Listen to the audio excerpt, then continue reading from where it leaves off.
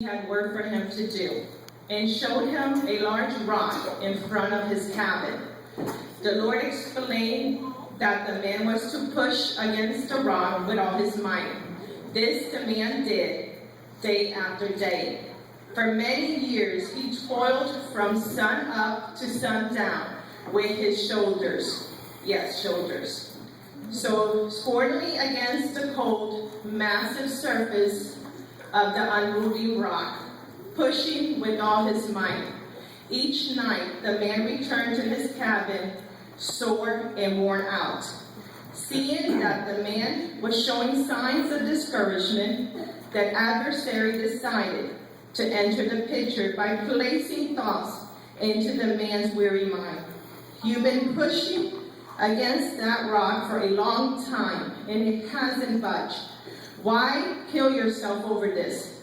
You're never going to move it, thus giving the man the impression that the task was impossible and that he was a failure.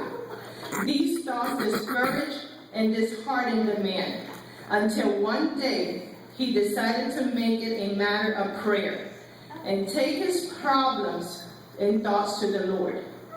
Lord, he said, I labor long and hard in your service, putting all my strength to do what which you've asked.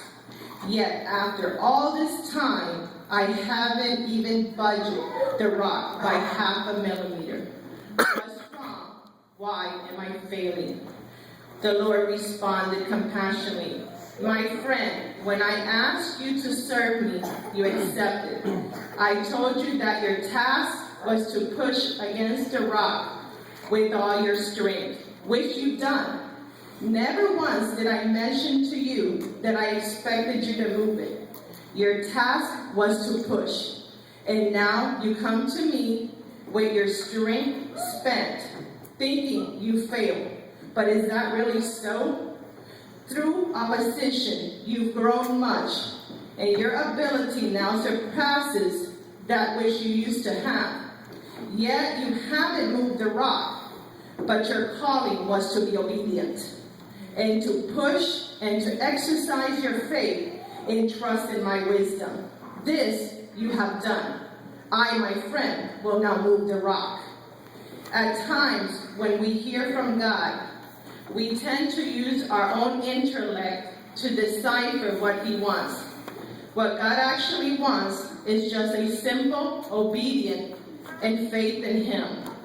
By all means, exercise the faith that moves mountains, but know that it is still God who moves the mountain. And this is what you have done, Pastor. When the Lord called you, you pushed for marriage, pushed for children, and pushed for healing. You never give up. We want you to know that we stand and push for the fulfillment of God's promise in your life.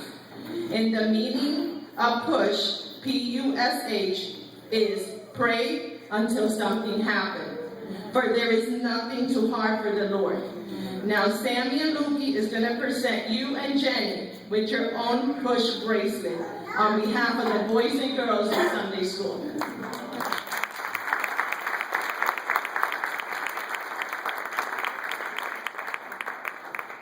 If you can come forward, Jenny and Pastor.